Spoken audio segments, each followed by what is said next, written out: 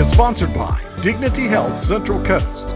Marian Regional Medical Center offers patients in northern Santa Barbara County the TAVR procedure, transcatheter aortic valve replacement, to treat aortic valve disease.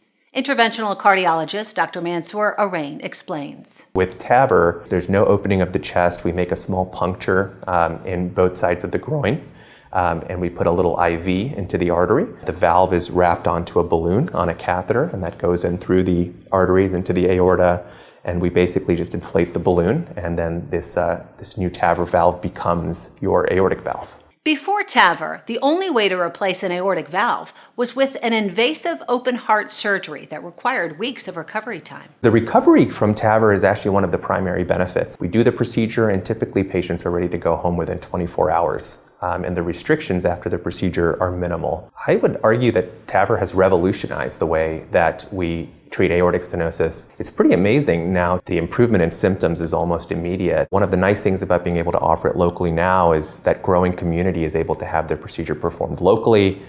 They don't have to travel. It's much more convenient for them. If you have aortic stenosis or aortic valve disease, talk with your doctor about TAVR. If you don't have a doctor, scan the code on the screen or visit dignityhealth.org/Central Coast. I'm Kristen Presall. Health Break is sponsored by Dignity Health Central Coast.